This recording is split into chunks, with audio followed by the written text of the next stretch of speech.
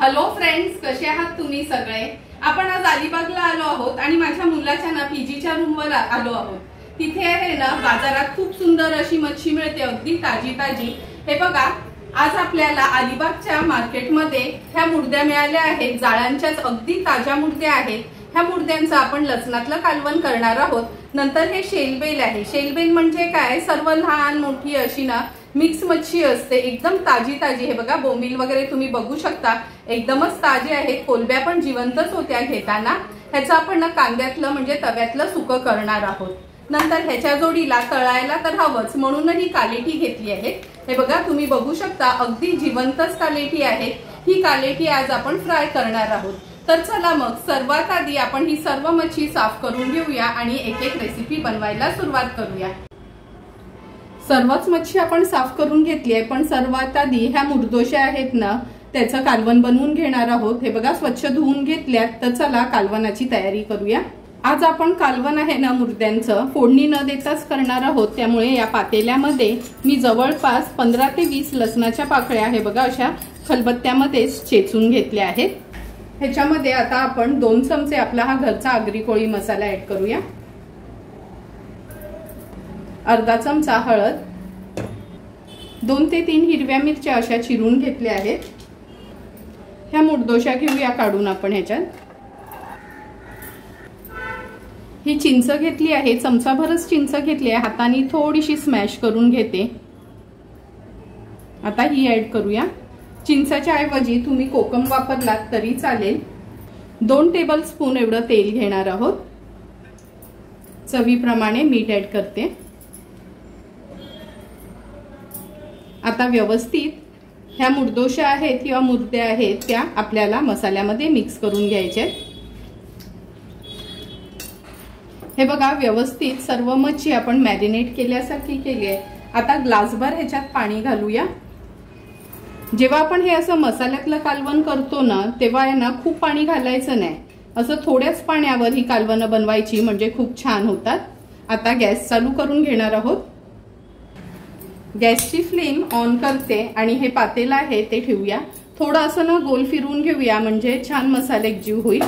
हाय फ्लेमवर सुरुवातीला एक उकळी काढून घ्यायची आहे। हे बघा, कालवणाला छान उकळी आली आहे। पातेलं फक्त असं थोडंसं हलवून घेते आणि आता आपण ह्याच्यावर झाकण ठेवूया आणि एक 8 ते 10 मिनिटांसाठी लो टू मीडियम फ्लेमवर हे कालवण व्यवस्थित शिजवून घ्यायचे। 8 ते 10 मिनिटं झालेत। आपण हे मुर्दोशींचं कालवण शिजत ठेवलं होतं। हे बघा, मुर्दोशा पण व्यवस्थित अगदी शिजल्या गेल्यात। खूप कालवण हे पळीने हलवायचं नाही। गॅसची फ्लेम मी हाय करते। हाय फ्लेमवर एक छानशी उकळी काढून घेऊया। 2 मिनिटं झालेत, कालवणाला पण छान उकळी आली आहे। आता ह्याच्यावर थोडीशी कोथिंबीर ऍड करते आणि गॅसची फ्लेम स्विच ऑफ करते। सुंदर असं आपलं हे मुर्दोशांचं कालवण तयार झालं आहे। आता आपण आमच्या आगरी कोळी पद्धतीचं हे मिक्स शेलबेल आहे। शेलबेल म्हणजे काय, कर्दी, कोलबी, बोंबील हे कालेटी आहेत। कुठे बोय असतात, कुठे ढोमी असतात, मांदेली असतात, असं सगळं मिक्स जे तव्यातलं करतो ना त्याला असं शेलबेल म्हणतात। हे आहे ना आपण आता तव्यातलं करणार आहोत। तर हे स्वच्छ मी धुवून वगैरेच घेतलं आहे। ह्याच्यामध्ये आता एक एक करून सर्व इन्ग्रेडियंट्स ऍड करूया। ह्या सर्व मिक्स शेलबेलवर आपण ना एक मोठ्या साईजचा कांदा घेतलाय चिरून, तो ऍड करूया। 2 ते 3 हिरव्या मिरच्या, अर्धा चमचा हळद, 2 चमचे आपला हा घरचा आगरी कोळी मसाला आहे ना तो ऍड करणार आहोत। चवीप्रमाणे मीठ ऍड करते। 2 चमचे आलं लसूण क्रश नसेल ना तर आलं लसूण आणि मिरची एकदम बारीक चिरून तुम्ही वापरू शकता। थोडीशी कोथिंबीर, 3 ते 4 कोकमाची टापं घेतली आहेत। आता हे सर्व इन्ग्रेडियंट्स आहेत ना व्यवस्थित आपल्याला मिक्स करून घ्यायचे।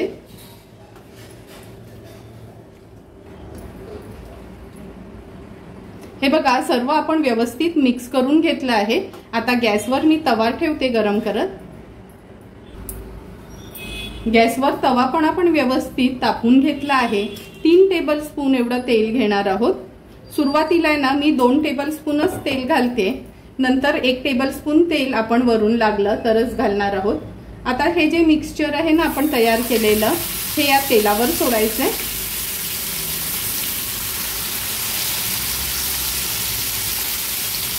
व्यवस्थित आहे ना असं पसरून सोडायचंय ते।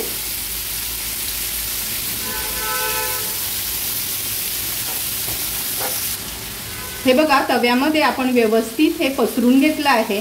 आता 2 ते 3 मिनिटांसाठी हाय फ्लेमवर हे असंच ठेवायचंय, थोडं पण हात लावायचा नाही, ह्याला व्यवस्थित होऊ द्यायचंय, नंतरच पलटवणार आहोत। 3 ते 4 मिनिटं झालेत, हे खेंगट आपण तव्यात बनवत ठेवलं होतं, आता पलटून घेऊया। असं ना एक साईडनी हे पलटवून घ्यायचंय, म्हणजे कोलंबी किंवा बोंबील असेल ना तर तुटली जाणार नाही। कारण का नॉर्मली कोलंब्या तर तुटत नाहीत, पण बोंबील असतात किंवा जे छोटे मासे असतात ना ते असे पलटवताना तुटू शकतात, म्हणून अगदी व्यवस्थित एक साईडनी हे आपण पलटून घेणार आहोत। थोडे थोडं करून सर्व हे आपण पलटून घेतलं आहे। आता जो 1 टेबल तेल आपलं राहिलं होतं ते आपण थोडंसं साईडनी घालूया। खूप जास्त तेलाची गरज पण नसते जर तवा व्यवस्थित तापला असेल तर। पुन्हा आपण मीडियम टू हाय फ्लेमवर ह्याची मागची बाजू पण शिजवून घ्यायची आहे। आणखीन 5 ते 6 मिनिटं झालेत, तुम्हाला पुन्हा हे खेंगट मी पलटून दाखवते। हे बघा व्यवस्थित आपलं हे खेंगट शिजलं गेलंय सर्व साईडने। हे असं मिक्स खेंगट केलं ना का ह्याच्यासोबत भाकरी खूप सुंदर लागते, किंवा एखाद्या कोलंबीचं कालवण वगैरे असेल त्याच्या जोडीला पण हे खेंगट अगदी छान लागते। गॅसची फ्लेम मी स्विच ऑफ करते आणि आता ह्या खेंगटावर थोडीशी कोथिंबीर ॲड करते। सुंदर असं आपलं हे शेलवेलचं मिक्स खेंगट तयार झालं आहे। नेहमीच आपण बोंबील, पापलेट, सुरमई असं फ्राय करत असतो। आज हे आमच्या आगरी कोळी पद्धतीची ही कालेटं आहेत, ती फ्राय करणार आहोत।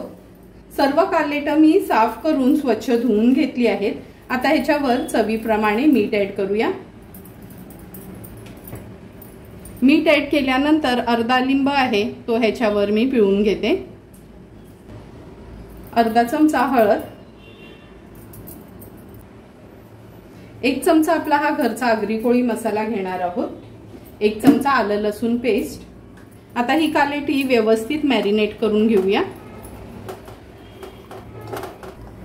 कालेटी तर व्यवस्थित मॅरिनेट करून घेतली आहे। ही आहेत ना आपण थोड्या तांदळाच्या पिठामध्ये घोळून घ्यायची आहेत। तवा गरम होईपर्यंत ह्या कालेटांना व्यवस्थित तांदळाचं पीठ लावून घेते। गॅसवर आपण हा तवा गरम करत ठेवला आहे। 3 टेबलस्पून एवढं तेल घेणार आहोत।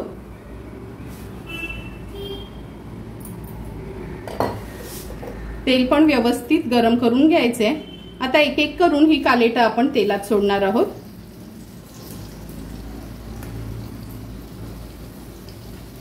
जसं आपण दुसरी मच्छी तळतो ना, वाकट्या, बोंबील वगैरे, तशीच ही कालेटी पण आपल्याला फ्राय करून घ्यायची आहे।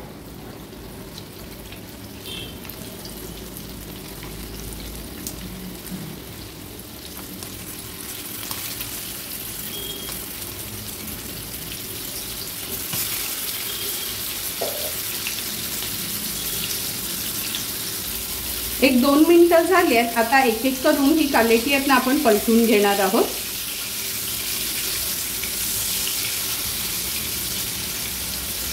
तुम्ही बघू शकता एकदम ताजी होती, तेलात टाकल्याबरोबर कशी अशी वरती आल्यासारखी झाली आहे। सर्व कालेटी मी अशीच पलटून घेते।